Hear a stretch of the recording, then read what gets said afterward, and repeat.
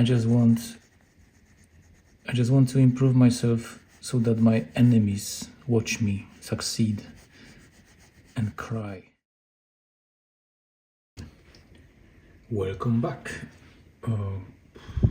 So I prepared a drawing pad here. I fixed it to the table. I made a little bit of an outline to delineate the area. Just going to center it better. I had a little bit of a happy accident here, which cannot be avoided. There's always a happy accident, but if we wanted everything to be perfect, we would never move on with our lives. So I'm feeling like I would like to delve outside of what I've been doing so far in terms of drawing. I'm not sure what I'm going to be talking about. It's totally unscripted. I like it that way. And the exercise is about seeing what your mind can do while also observing where your drawing wants to go without too much of your own input. At least it seems like it. It just seems like the art does itself. And today I thought, instead of approaching the drawing the way a printer would, covering the paper strip by strip, almost like scanning, I wanted to emerge as if the view would emerge from a fog. So I will apply very light marks all over the paper. And also, like, it's kind of a habit to start, for Western readers especially, to start from the upper left corner, but I will try to be all over the place today. And it might be pretty challenging for me and also for you as a viewer, because for a while it will not look like anything interesting is happening. And I would like to be honest, and I don't want to promise anything. So I'm not going to tell you things like just wait for that exciting moment. What happens next will amaze you. And of course, there's always an option of just experiencing the experiment and never posting it. So some of the sessions don't have to be publicized at all. So far I have publicized pretty much all of them. There's one that was leaning slightly towards a political theme. That was maybe a little bit more controversial. I kind of kept private for a while, and then I decided to just post it because it did seem important to me, and I don't want to censor myself, especially about issues that are very important for all of us. So here I'm just going to kind of take it easy, and maybe if there's a lot of silent time, some kind of silent periods of time when I don't say anything, I can just edit them out or put the drawing into time lapse. So I've been kind of toying with some exciting new ways to experience this and to actually document the act of drawing in a little bit more interesting way, which is why I purchased a tiny camera. It's the kind of spy camera that you can use in like model train layouts, and I'm going to, it's wireless, so I'm going to attach it to my pencil. I don't think it's going to affect the view of the paper, because I'm going to attach it so that it points towards the lead, and it won't, hopefully it's light too. So I want the final video to also show the extreme close-up of how the lead interacts with the paper. So not just the bird view, but also like a close-up that kind of is nested in a small window in the corner. And yeah, it's not really, I mean, it made me think about what motivates us to problem solve and to find these solutions and improvements and look for them all the time to kind of feel better about things we do. And often the motivations are mixed. So like if you would like to share your motivation, feel free to type it underneath this video, and I will try to explain what motivates me to improve myself. And there is this cartoon artist that I really enjoy that became very popular online. Dr. Loverstein is his pseudonym, and his cartoons are very simple, kind of blobby characters that reflect a lot of the human conundrums and struggles and psychological troubles we get into. And there was one cartoon that he drew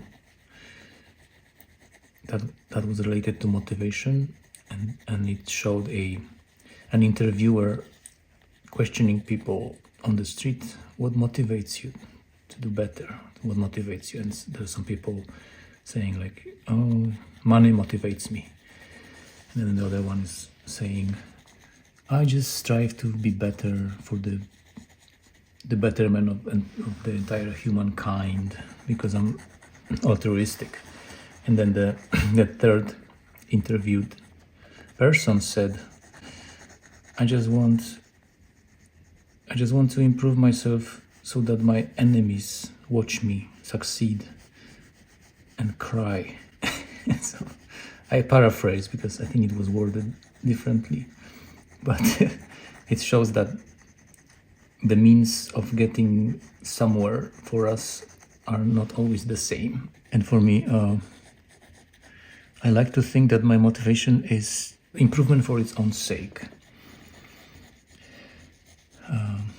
I mentioned in some of the previous videos that I'm compulsive. I don't have a compulsive disorder, but I have this like need for things to be satisfying, and I like when things fit, and when they, like this kind of little oopsie here made me a little upset, but you know, I'm not going to lose sleep over it, and I just didn't want to waste this sheet of paper.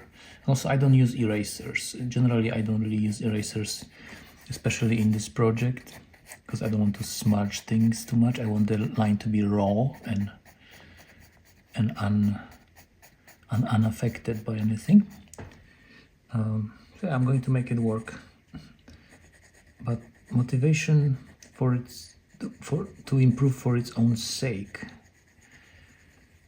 I feel like it works for me very well because it's preventing me from reaching a plateau where I'm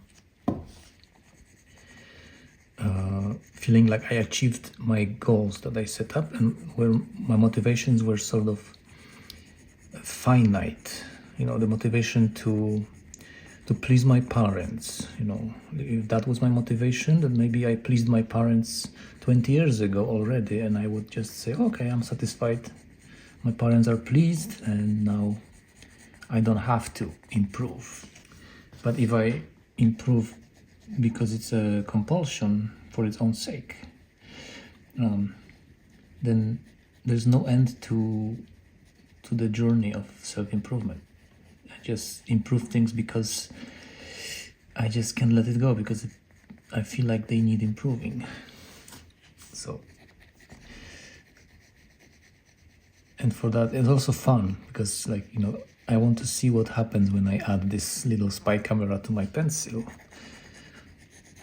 And maybe in some small way it will affect my line.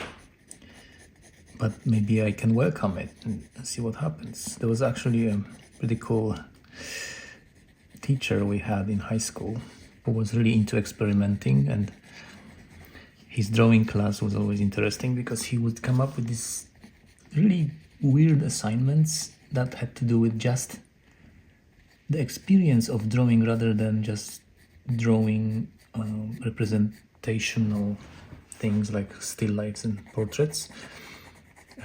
Just experience drawing in a way that's different. So one of his assignments was to tape something to your pencil while you draw, and so like his idea was to tape a rock to a pencil, making it heavier by default, and seeing how the line behaves. And also it changes depending on the orientation of your paper. If your paper is like mine here on the table flat, then the rock that's tied up to the tape to the pencil will make the line very heavy, and you might try to make the line light, and it's kind of an exercise in your, challenging your almost your muscle memory when it comes to drawing, and maybe lightening your line in general. When you remove the rock, maybe you will be a much more expert at controlling the intensity of your line. But also another thing he did was he tied up like a little river rock. It was probably like 15-pound rock to his forearm when he drew, and he drew on paper attached to a wall, so it affected his arm. He made his arm heavier, so the lines he drew were kind of, he didn't have really limit, but because I think he just drew directly on the wall, and it was gestural. It was just to see what kind of experience he will get out of this alteration.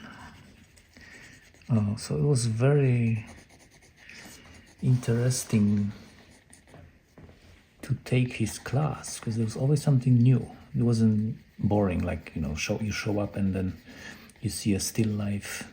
There's like a jug, maybe a skull of some animal, a draped fabric,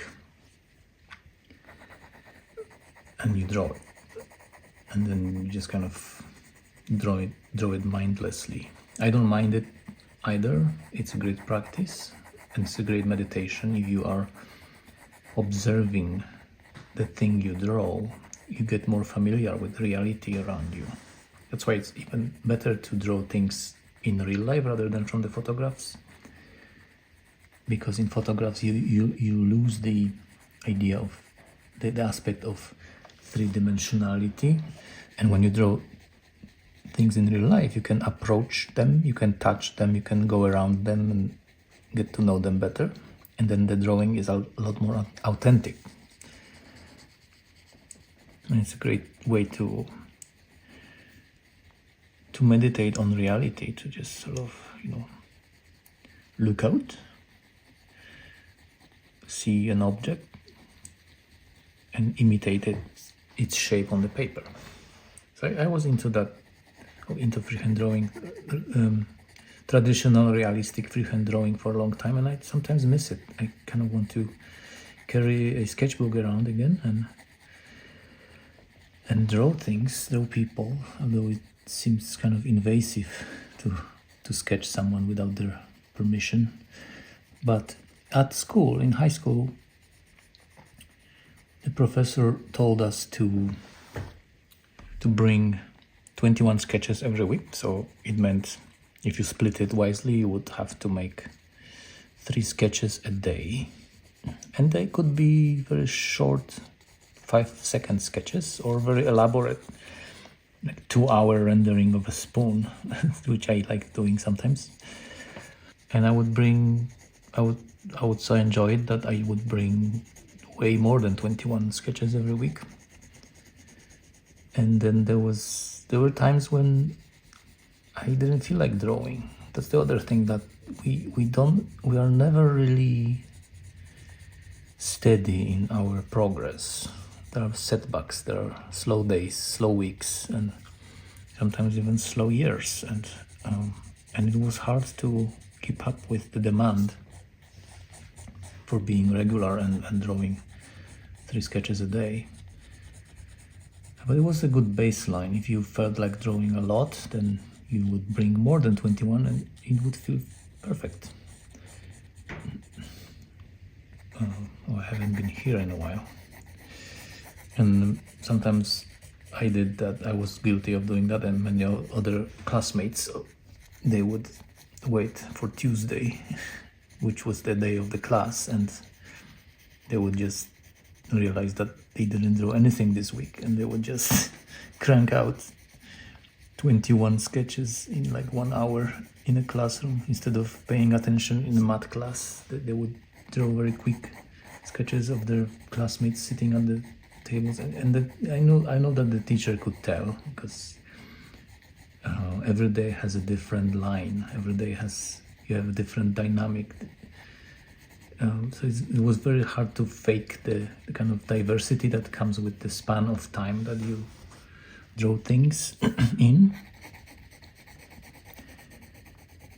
And so like sometimes it's kind of funny to look back at those days and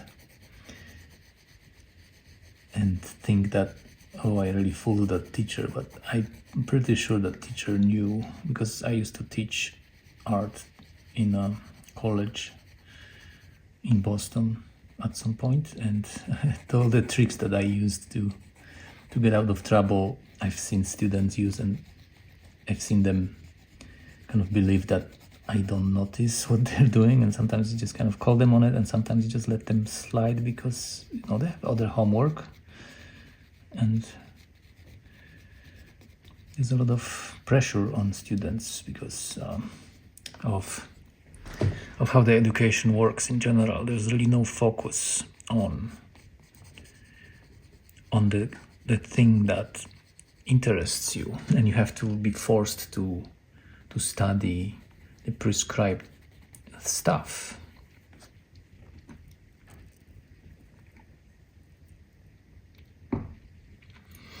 Rather than focus on what really interests you, and then from there just expand your knowledge to other areas, kind of almost by osmosis, where and it's always very unpredictable. So the reason why mainstream education system fails is that there's no organic way of acquiring that knowledge based on your passions.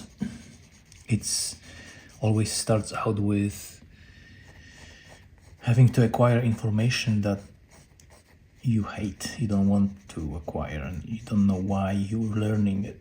So I'm going to try not to repeat the themes from other sessions. I have talked about education failures in my other video, but sometimes it's nice to re-examine the themes and maybe add something. But I just don't want to repeat myself one word for word almost. So yeah, the high school I went to was interesting. It was in Poland, south of Poland, in the kind of like mountain area where the Tatra mountains are. It's a town who's sort of like a ski resort almost, with a lot of tradition. Like there's a lot of old wooden buildings there and folk traditions that are very alive, and a lot of tourism and skiers coming in. And it was sort of a magical place, and it was kind of prestigious to, like, people were like, oh, you went to that school. But then when I went to the school, suddenly the prestige kind of burst, the bubble burst, and it was just a school. But then, like, I remember the first impression of that school, it looked and felt, the vibe of it resembled Dumbledore, the school that Harry Potter went to. There was this like a grove, or like a little piece of area where the woods were, kind of beech trees. I think they were like old beech trees, like a park. And this old building that was probably built in the 20s, kind of neoclassical, and that looked almost like a castle. And it was kind of cool. I was like, oh, if I got that school. Harry Potter, of course, was not yet even written about. It was way pre-Harry Potter, but the vibe was there. And there was just the kids that went to the school were from all over the country, and there was a lot of diversity, cultural and kind of subcultural diversity. There was a lot of subcultures. And we were mostly like really into like wearing weird clothes and kind of sticking out in some way from the regular society, but then it became a uniform for the school. Like almost it felt appropriate to always be a weirdo. So weirdo became a norm, while showing up to school, having regular haircut and regular clothes became a little bit more controversial. So it was kind of a paradoxical flip of the way we perceive normal. And I became a weirdo around year 3 of that, because at first I was, my parents would tell me, oh, those weirdos, I hope you never dress like those weirdos because they're weirdos. And then I kind of liked it. I found my own weirdness. And once you find your own weirdness, you are attached to it, you're familiar with it. Then the other weirdos you don't really care about. This is their weirdness. If you find your own weirdness, then it becomes like a pair of comfortable slippers for you. And people are staring, but it's kind of your badge you wear. So I had, of course, I had long hair. It was kind of like the style of the hippie style from the 70s, and we also really liked listening to the 70s music, even though it was in the 90s. So like it was kind of interesting to listen to the same music my parents enjoyed and dressing the same way my parents did. And my parents were like, oh wow, there's no generational gap. You're just like us in high school, which is different from other eras where like you look at the 20s and the 50s, which is kind of the span of time when the people from the 20s would have kids that would grow up in the 50s, and you compare those two eras and it's just this huge canyon between them. Big bands in the 20s, and the craziest thing in the 20s was what, Charleston dance or Prohibition and Mafia. And then the 50s was like a totally different alternate reality. Elvis Presley and giant cars, and rock and roll was starting to appear. And the generational difference between parents and children was shocking.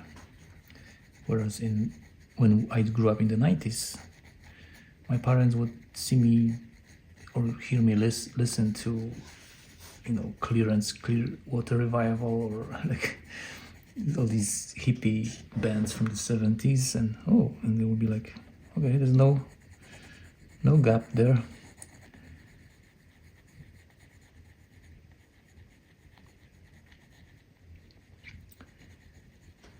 So my weirdness was long hair. I found these mostly clothes from like second-hand store, which mostly were like, some of them were actually from 70s.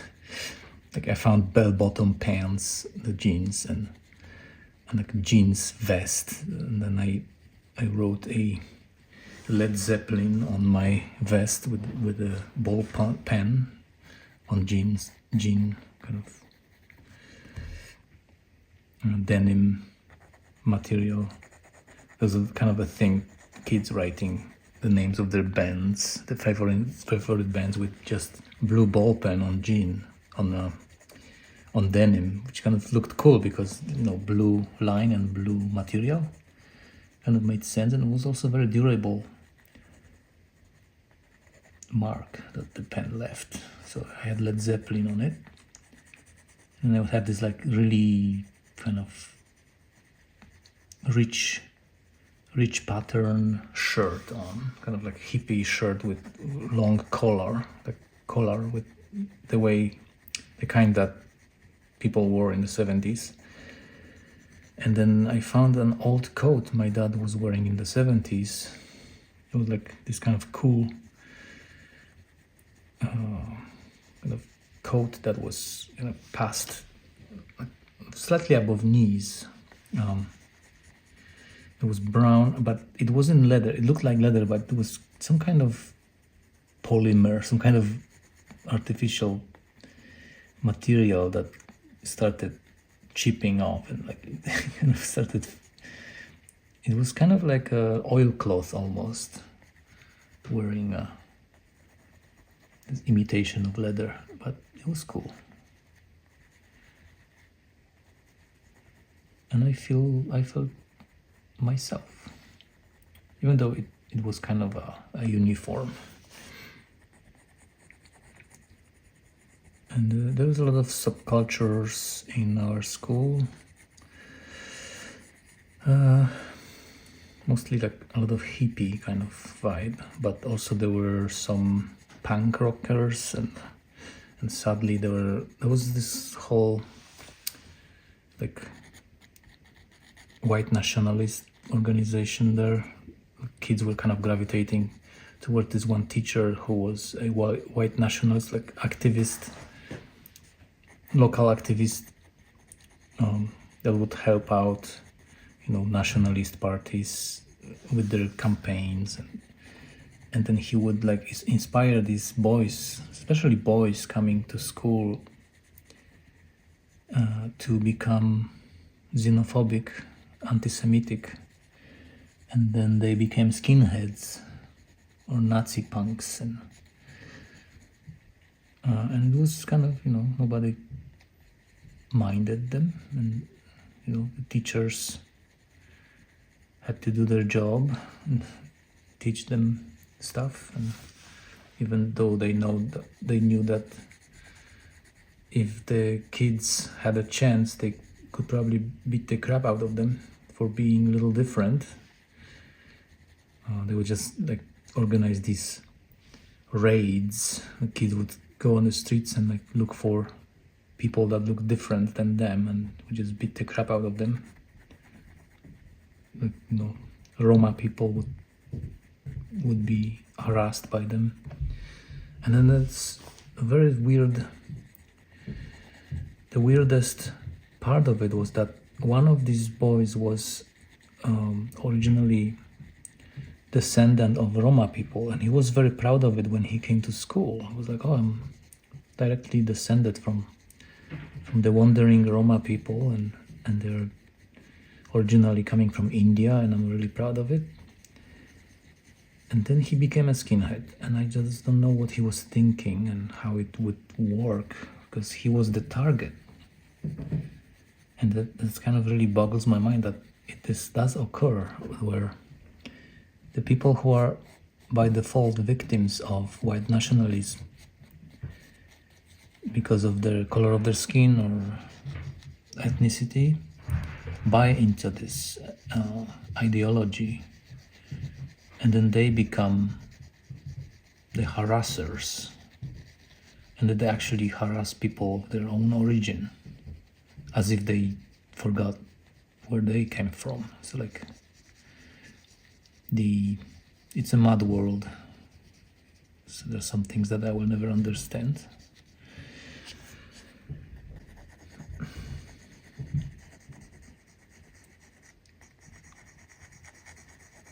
So yeah, we end up with blobs again, and it will, whenever you are letting the nature take hold, take control, any kind of formation will look like this. It's fractal geometry. It's kind of a cloud-like irregular shape. It looks like gray matter in the brain too.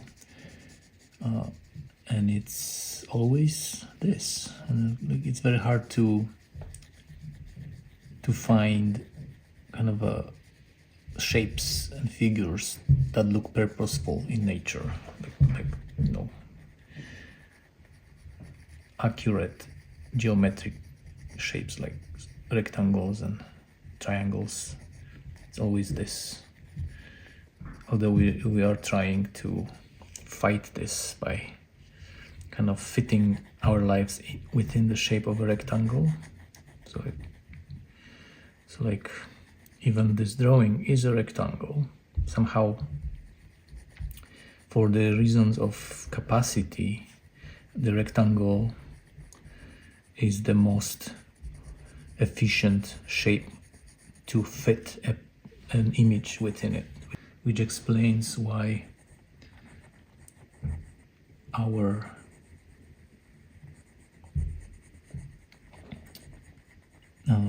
screens are horizontal rectangles mostly, and our paintings, our art, mostly rectangles, sometimes squares, occasionally circles and other shapes, but just as an experiment and not very common. If you hear noises, it's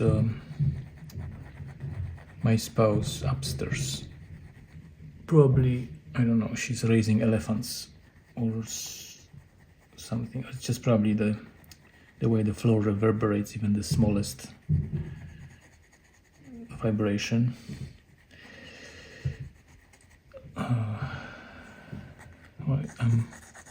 It's kind of a fun experiment because I can't help focusing on one area at the time. It's really hard to zoom out enough to be everywhere at once. Like I'm neglecting some parts until later.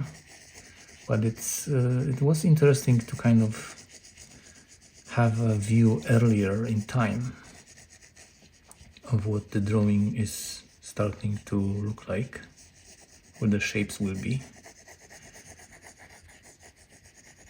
But yeah, I'm going to try to be a little bit more,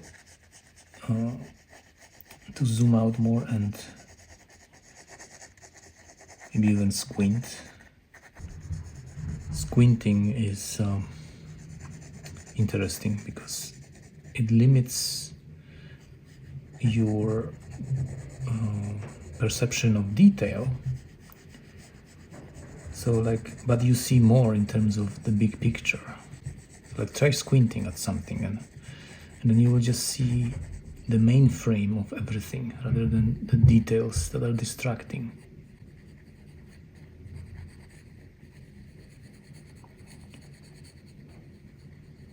So it's a way of like limiting your vision in order to see more. Can't escape these paradoxes.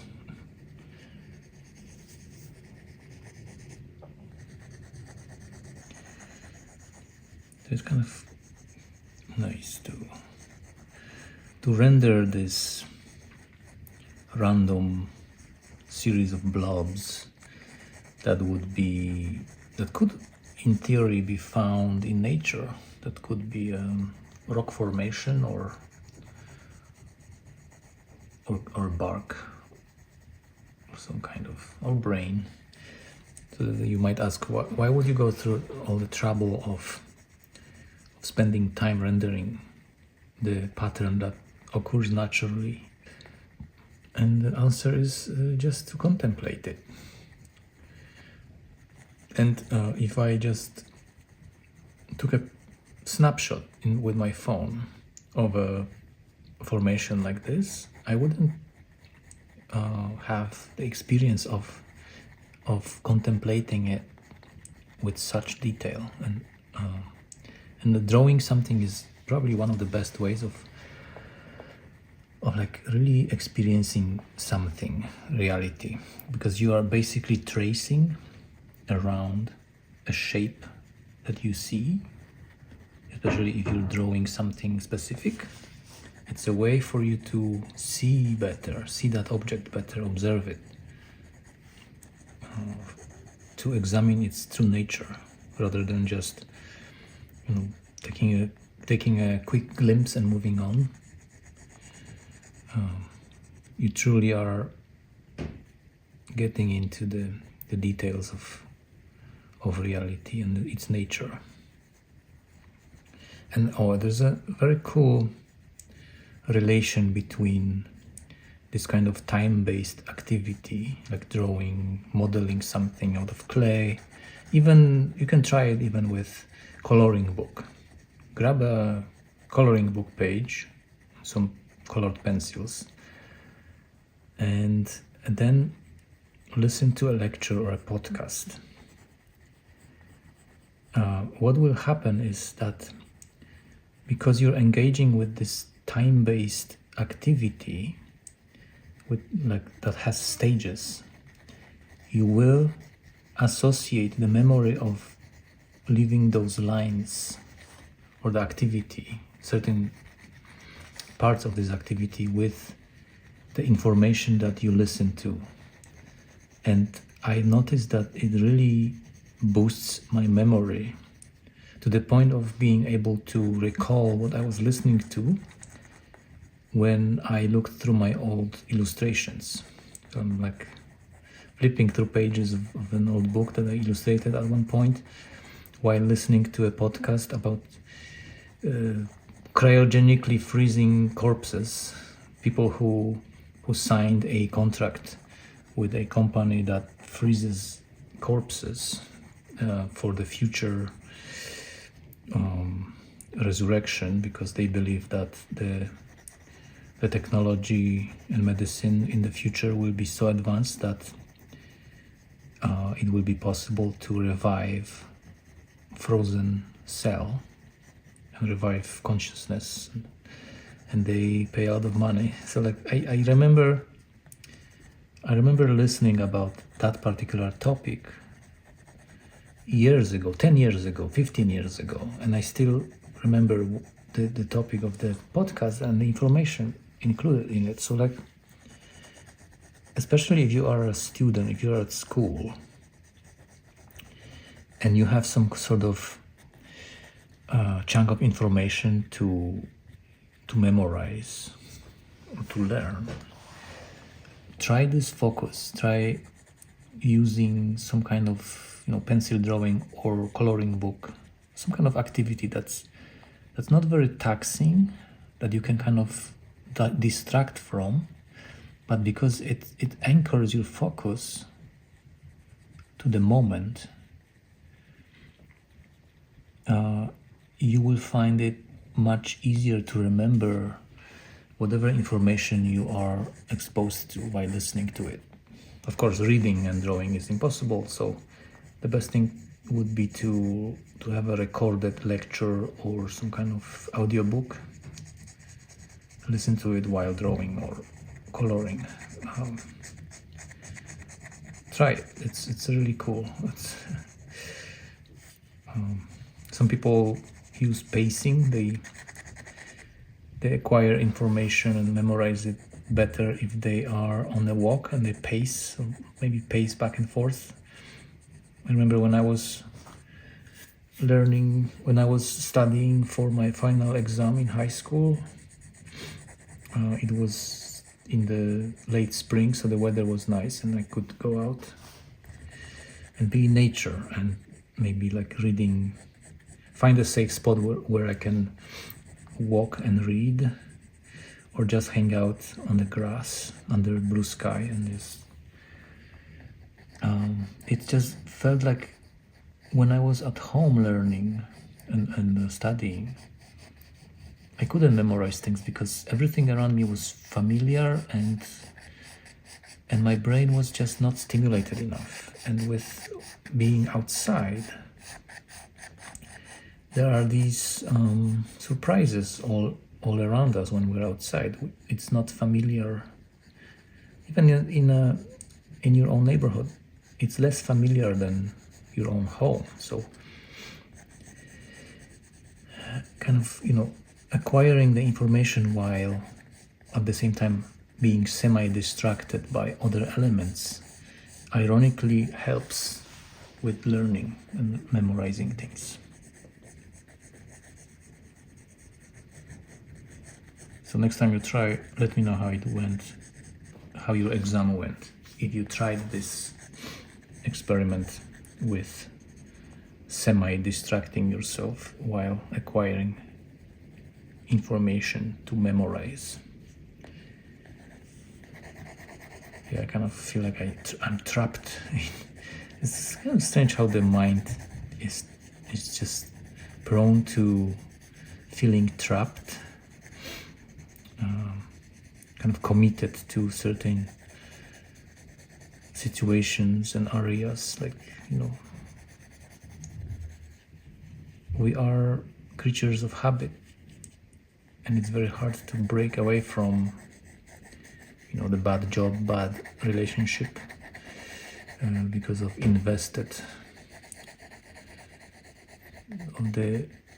invested time that you don't want to waste if you decide to change things. And so that's why it's like we are really our brains tend to trap us in these situations. Even a simple analogy with drawing, it's like I'm really attached to this shape and I don't want to change it. And like, what if I did something radical? It would ruin the drawing. Like if I just make a little cross mark here, or like a very aggressive squiggle, it will reprogram the entire intention I had for this drawing, which was to gradually make it emerge. So I bet for the drama factor, it would be kind of cool to do it for clicks. To mess up my drawing on purpose and create a thumbnail with a title. I ruined my drawing and I tried to recover it. There's a lot of this interest, that because we kind of are drawn to drama, and we have a lot of interest in how others failed, because it makes us feel better about our own failures. Like, oh, failure is actually a commonplace thing. So I will click on how this person failed at something, and there's some Schadenfreude kind of aspect of it. Yeah, humans are weird.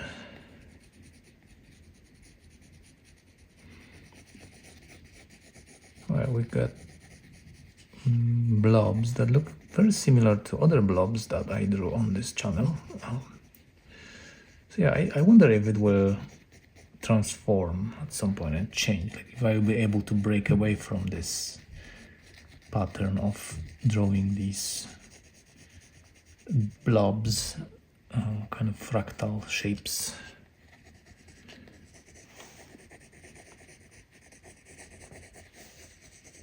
I kind of neglected this part for a while.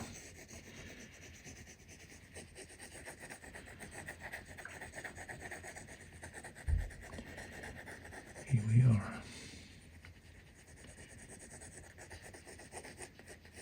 It's almost kind of a good method, because you take care of the entire surface sooner, and then you sort of calm down about it, because the next thing is just layering, adding layers, and there's really no limit to when you can end the experience. I can keep layering up until the whole rectangle is almost black. Or I can leave it here and just call it a finished drawing. In some way it's actually more efficient way of doing. Also it's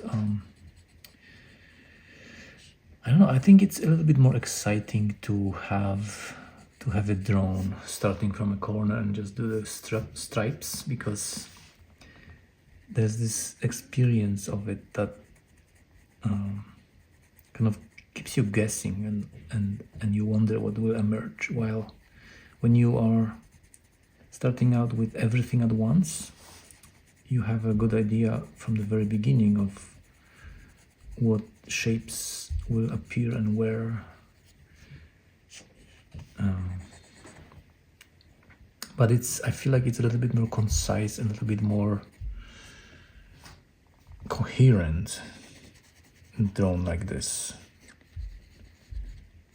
I also feel this comfort of like having it established now, and then the next stage is filling in and perfecting the gradients and tones, making it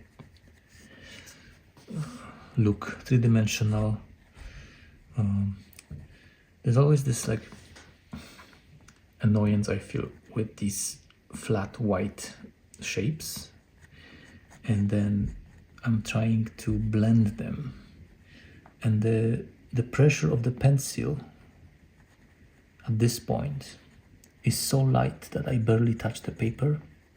It's just the weight of the pencil itself that affects the paper, and it still sometimes feels like it's too much. Like this, I almost feel like I'm missing one step in the gradient that would be even lighter than this. And then when I decide to make something more strong, then I kind of, I don't really increase the pressure as much as making much denser pattern, and also filling in these little holes in the paper, tiny bumps and imperfections, and areas where there's some spots where the lead doesn't reach because it's an indentation. So I kind of try to press the pencil into those holes, and that creates a little darker value and hopefully more illusion of depth.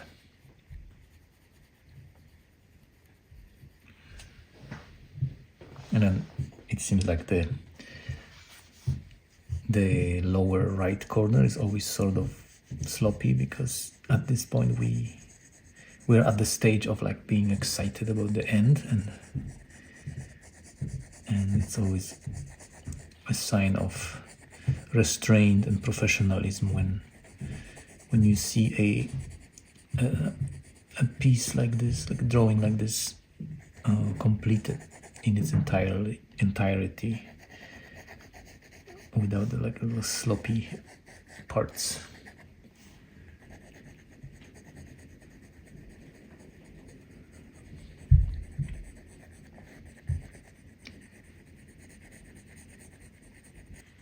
Yeah, I can't wait for that little camera. It's going to be cool.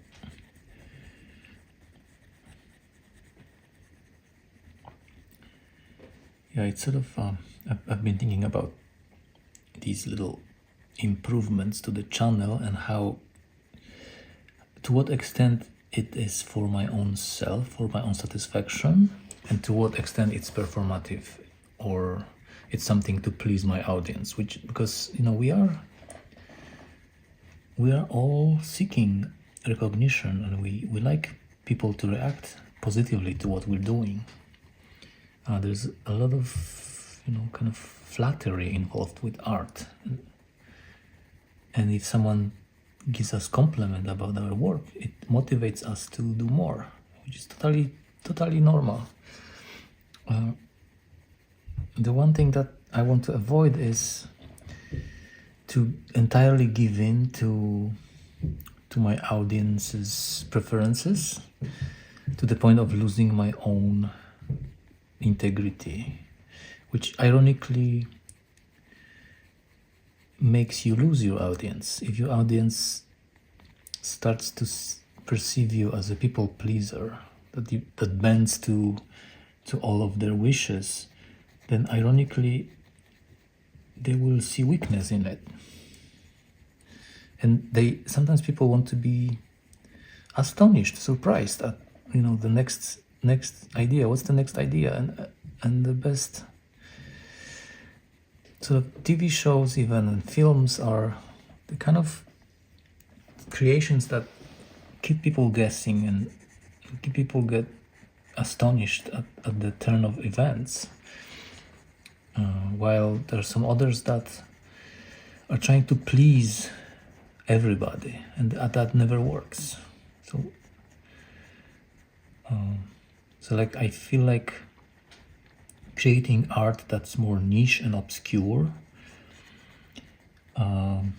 gives better experience to audiences that choose to enjoy this kind of art. It's a lot more intense experience, but for fewer people.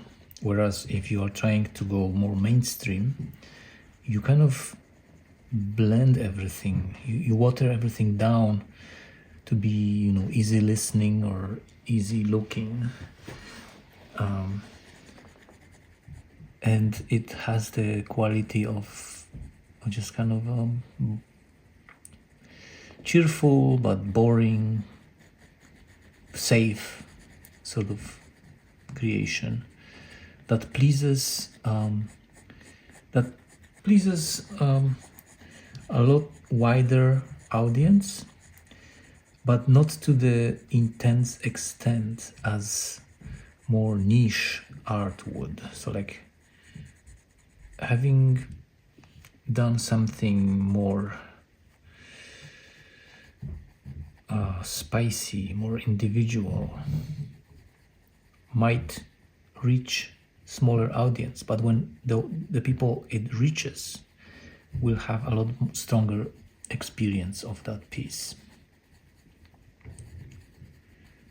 And kind of easy listening radio stations are nice, and they reach much wider audience, but it affects their emotion in much more low-key way. I don't know if that makes any sense. It's like a watered down coffee or bland meal that still, you can still eat white bread with bologna or white, like turkey cold cuts and mayo. It's fine, you can eat it. Most people will eat it. But if you add some obscure exotic spices to stuff, sometimes people will not be able to handle it. Their palates will not endure this sort of extreme taste. But it will affect those who actually enjoy this kind of taste in a much bigger way.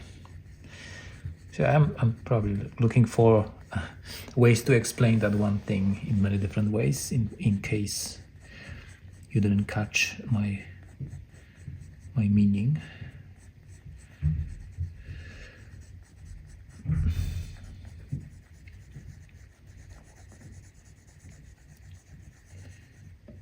So yeah, people pleasing. So if someone comments under this video or other video, like I want you to draw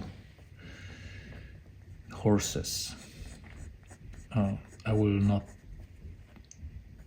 not fulfill that wish because I will have to feel it. I will have to be ready to draw horses. But it's still, it can be fun to take requests too. It's not that kind of channel, I don't think. But who knows what else will be featured on the channel, because I also make other types of art, and also depending on the mood and situation and even time of year, I tend to, it's just different, and I tend to go more into a kind of precise, finicky kind of art like this during the winter. I noticed that the kind of time-based, sort of like really slow, maybe like making little objects, little models, out of found materials is really appealing to me in the winter months, because it's kind of nice to to lock yourself in a room and have the wind howling outside, snow, blizzard, and darkness, and then have a little lamp on, hot beverage, pencil, paper, or whatever else whatever other materials you need, and just take your time. It's a way to hibernate while keeping your mind active and at the same time relaxed.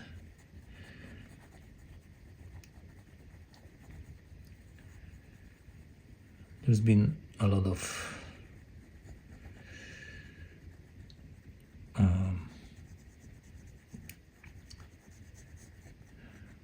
sort of discussion about what's the ideal state of mind to be in, and like in a Western capitalist society, everybody believes that you should have this happy, hyper, and always active state of mind, always excited, and that can lead to burnout pretty fast, and it does. So, like, you know, kind of a mindset that everybody proposes in our societies compared to the golden retriever on the beach, very excited, always ready to chase something. And we kind of don't really appreciate the kind of level-headed state of mind, because we think of it as unproductive, and we drink gallons of coffee every day to keep that hyper state of mind, the productive state of mind, to be able to participate in the rat race.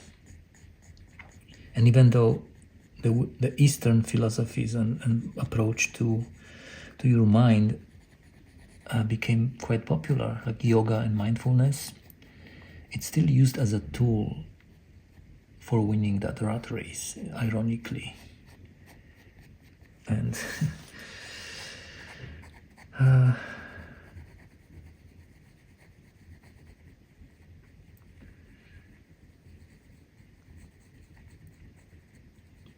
I'm feeling a little fatigue, like I'm feeling like I'm losing train of thought, but it's sort of a fuzzy feeling,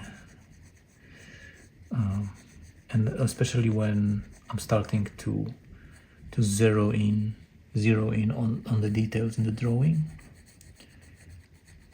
I kind of lose track of the speech part, which is something to observe. I'm not judging it, it's just observation. Oh yeah, state of mind. And when I was coaching parkour, the thing that I really appreciated about the philosophy that we were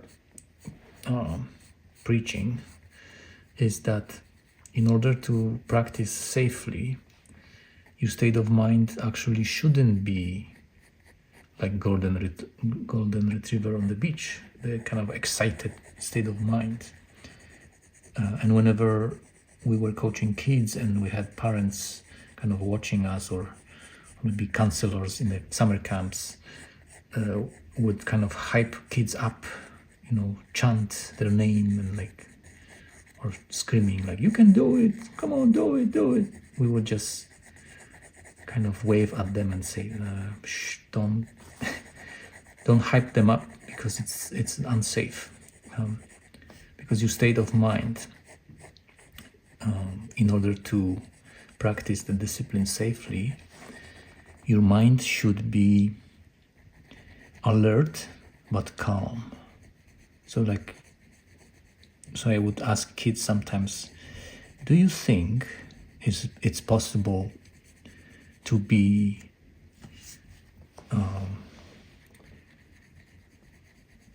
excited and calm at the same time? That kind of made them pause and like, wait, what? there are two opposite things. How can you be calm and excited at the same time? So because I wanted them to see that you can actually feel content and actually feel excited about your next move, while at the same time feeling the sense of calm. Because if you are hyper and excited, if you had 4 cans of Red Bull, you will be very excited about moving, about parkour, but you put yourself in danger because when you are too excited, your mind, you kind of lose control over your mind a little bit, and it becomes just too dangerous, sort of like driving under the influence.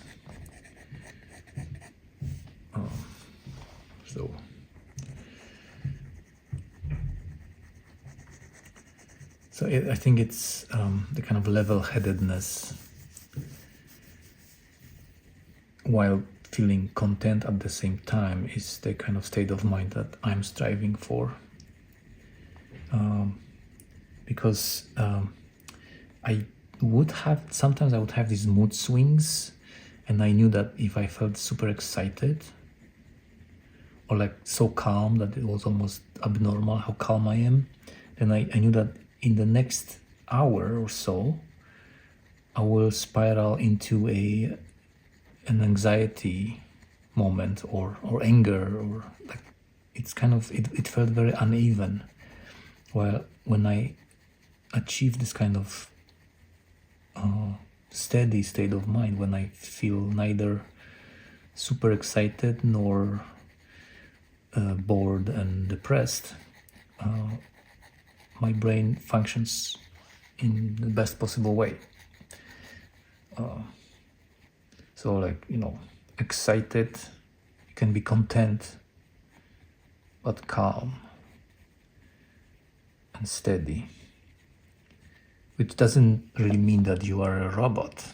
You still have genuine emotions. You can be sad, you can be, amused, and maybe even angry, but it's sort of within that safe zone, within parameters, I would say. Whereas sometimes if your emotions are out of control, then you can't be comfortable in your own head, and you can't really control it.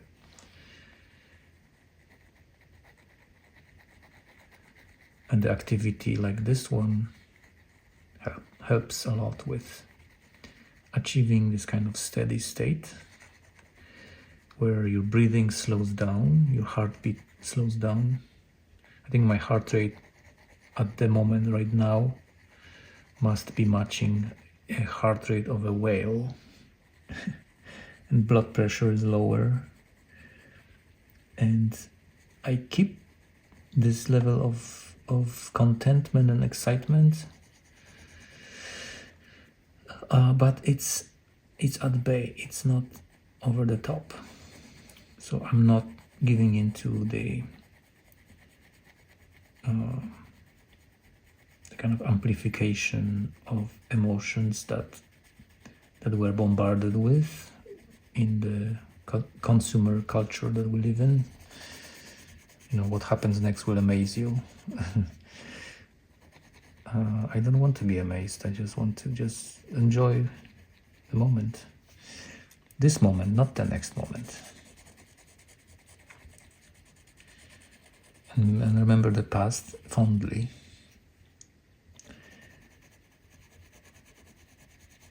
There's a theory that the past, the present, and the future are one and the same thing, and that they exist at the same time, and it's only our perception that makes us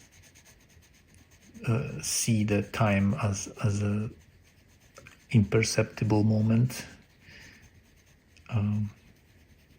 because if if time is woven into space, so space-time is kind of one and the same thing in the universe, then if we have a reference in space to what's behind us and what's in front of us, and those exist at the same time, why shouldn't it exist in the context of time? So like, it's kind of cool to theorize about these things, but you know, our experience of time is what it is.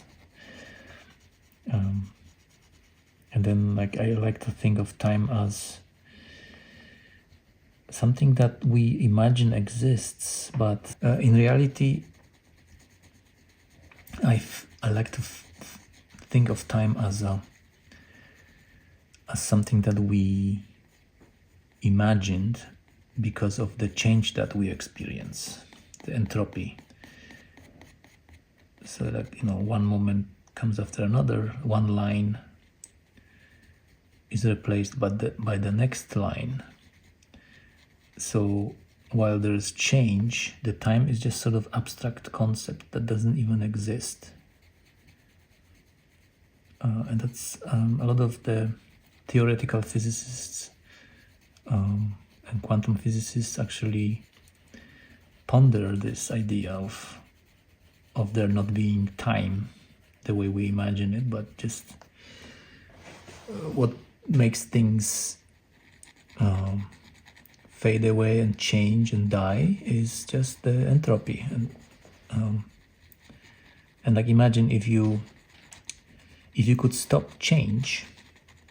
Let's say you never age, the apple never goes bad, then you wouldn't be able to perceive time in the way we do now. Maybe in some small ways, like maybe making a drawing here, like this one, would indicate that there is a, you know, progression in reality.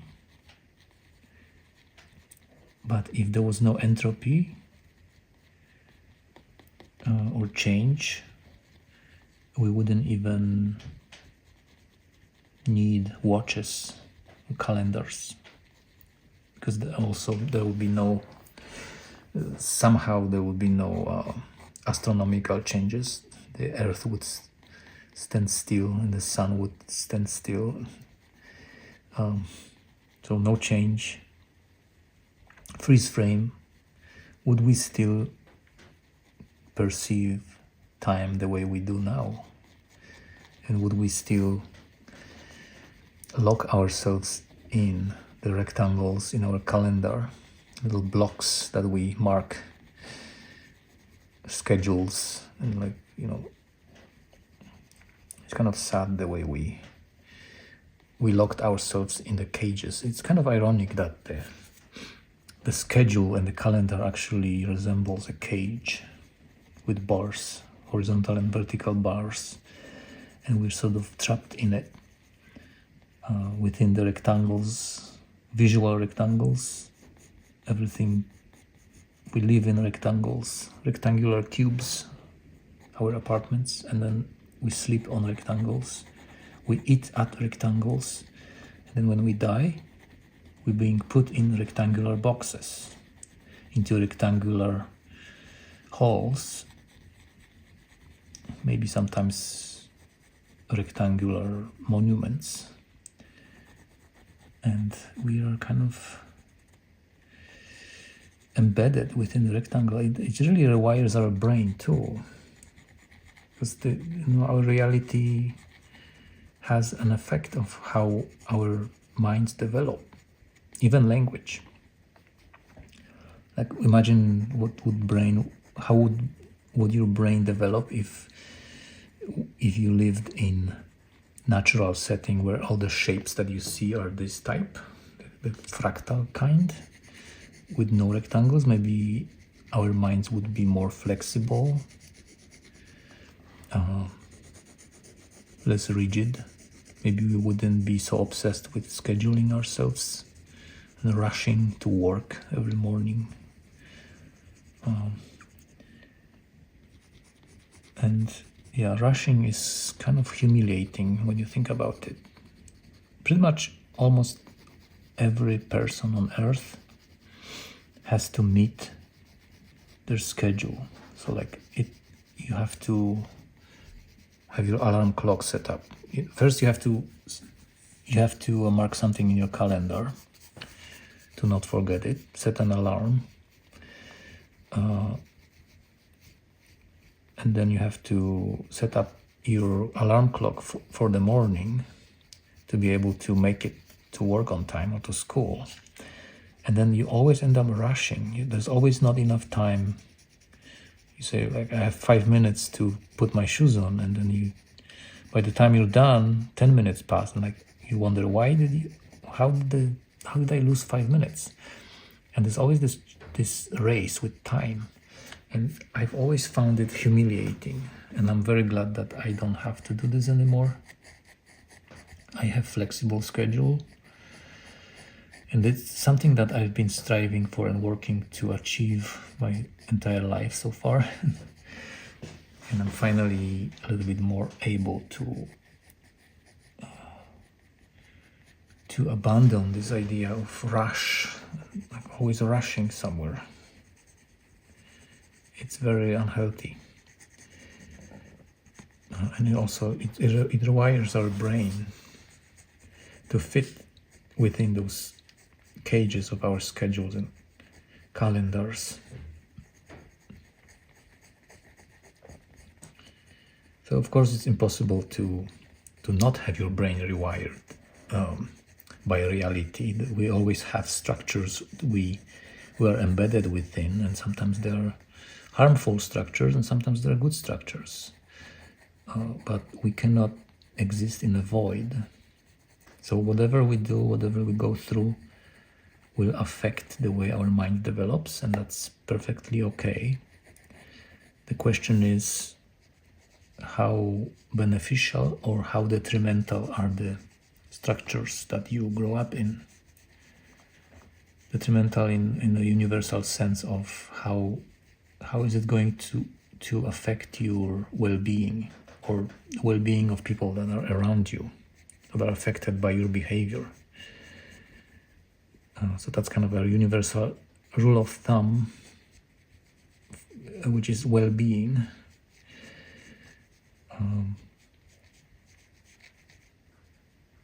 You can be a very efficient human, but if you don't feel well, if your life is misery, then your efficiency won't help you.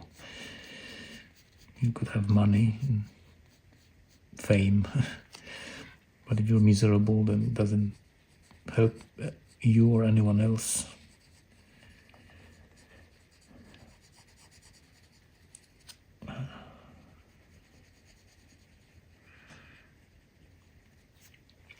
Right, so this is one of the structures that shape our minds is also language in a very big way. And I'm bilingual, and I also have a little bit of a basic understanding of some other languages like Spanish, a bit of French, and tiny bit of German, but very little. And so Polish, English, and I wish I was a polyglot, a person that can learn foreign languages really fast, because the way language rewires your mind is very powerful. There are different sensibilities of people growing up in Japan compared to Norway, people in Norway, and English. So English language is a little bit more straightforward, simpler. Polish language has a lot more nuance, a lot more kind of formal politeness forms, and also gender is very present in Polish language. Like, pencil is male in Poland. Ołówek, it's Polish.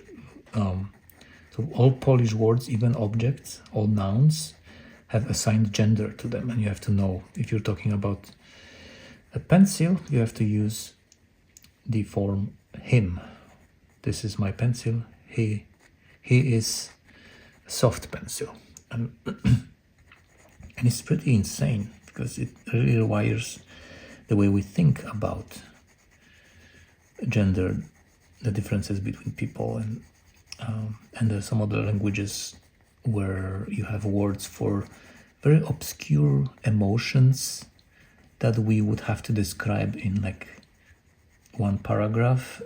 In Japan, you have a word for like feeling sadness because you've been away from nature for too long. It's just one word, and it's just really crazy how you can create these shortcuts, shorthand for concepts in other foreign languages, while sometimes I'm looking for a word in English that's really not existing because I have it in Polish and I want to express myself, and then there's no such word in English.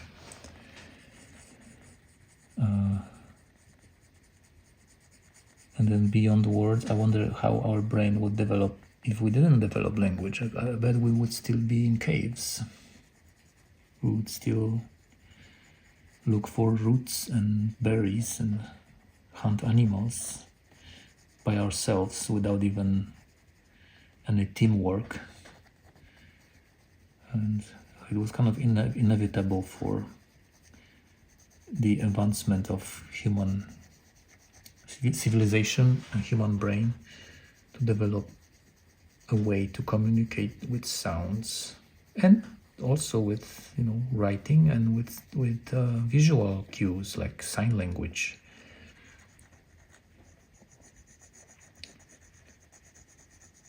Or even silence. You can communicate a lot with silence.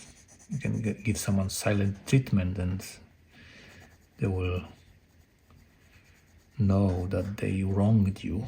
And it's more powerful than words. So yeah, this drawing can go on forever because I think the way I started it was very gradual and all over the paper. And now it's kind of cool to think about this experience as being infinite, never ending. So this video could have 50 hours and I could still be at it. But as I'm starting to feel more fatigued and feeling like I need a bit of a break, I might wrap up soon, which is a wishful thinking on my part because it's very hard to stop once you enjoy it. When you get the wheels rolling, it feels like trying to stop a really heavy train from rolling, and it's very hard to let go. Alright, so this was an experiment with the result of which is pretty similar to the other drawings, but the experience was different. It was a little bit more, I would say it was a little bit more underwhelming because I was familiar with where I'm going right from the start. But also it was more relaxing. So yeah, I probably will mess with it a little bit more off camera, but this is where I am for now. I'll take a picture of it, maybe work on it some more and take a picture and put it in the end of the video. And thank you again for sticking around if you have, and I'll see you next time.